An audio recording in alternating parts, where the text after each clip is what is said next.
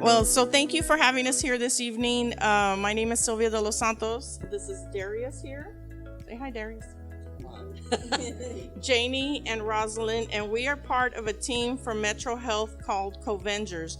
Some of y'all might have heard of Metro Health and its initiatives for health towards healthy neighborhoods.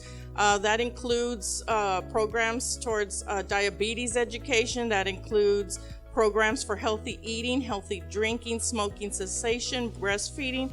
But we are called the Covengers. You know, like the Avengers. It's a play on words.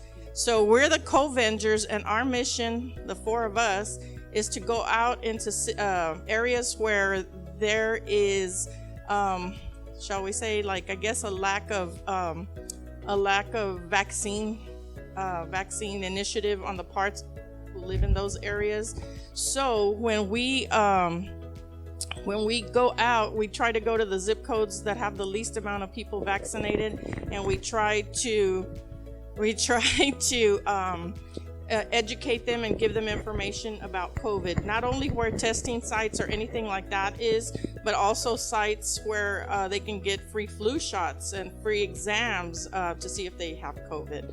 So, and we try to dispel a lot of myths. We've heard them probably all, maybe not, such as, chips are being implanted in me. I can't get the vaccine. They're going to follow me around.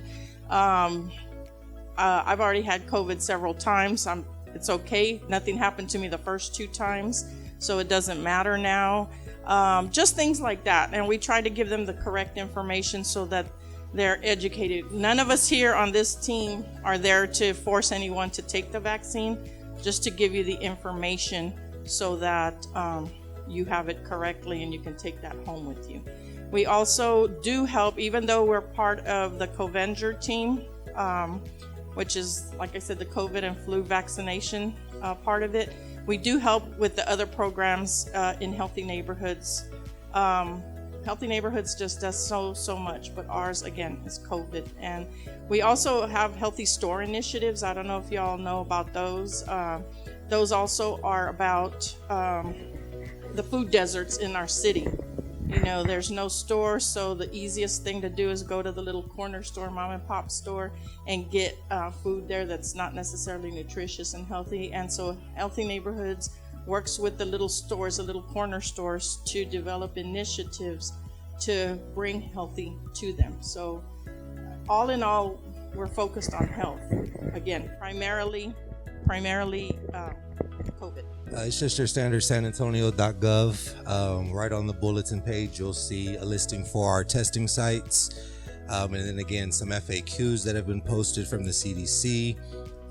But again, just to tag on what Sylvia said, our initiative is also to stay in contact with physicians like yourselves, get a professional viewpoint on what's going on, since the medicine is forever evolving. At this point, it's in a constant state of flux. So, and of course with the variants to be considered. So again, it's a non-biased conversation that we try to start with community leaders so that no one feels attacked, no one feels judged, but simply informed. That is the goal at the end of the day. And that's all that we can hope to do. And then that's where we kind of lead them to the professionals such as yourselves. But yes, that is pretty much what the Covengers initiative represents. I guess while we still have a few more minutes, any immediate questions on anyone's mind? So I've never heard of this program before, and it's good information for me because I am also a community advocate. And I've heard, how do you go into the neighborhoods and make your awareness and let people know that you exist and what your services, your mission is in the underserved communities? Because I've never seen y'all before, so. Yes, no. Very, very good question. So right now it's a lot of boots on the ground work. So we show up to events like this, kind of make ourselves known. The team is literally consistent of just us 4.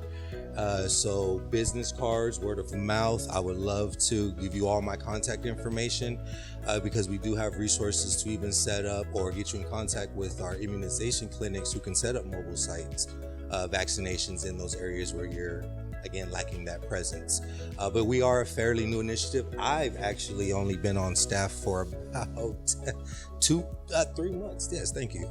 Almost 3 months. And 6 months, and then about 1 year and about 6 months. So our senior is a year in. So yes, it's still very new. We're still in our infancy, but now we're kind of, I would say, in our toddler phase. We're kind of getting out there, reaching who we can reach, speak to who we can speak to, and just kind of be a presence in the community. But yeah, boots on the ground to pretty much summarize. We're also looking for events that people will invite us to, just like he said. So every event that we go to, I don't know if y'all are familiar with a website called barenecessities.com. You have to take a training through United Way. You have to call them and ask them for that training for bare necessities. But constant things pop up from all sorts of community members and things, and they're looking for people to come out to their fairs, to their events, to whatever it is. And again, we just have that talk, that education talk. We do have a list of the zip codes that are lagging behind vaccine-wise.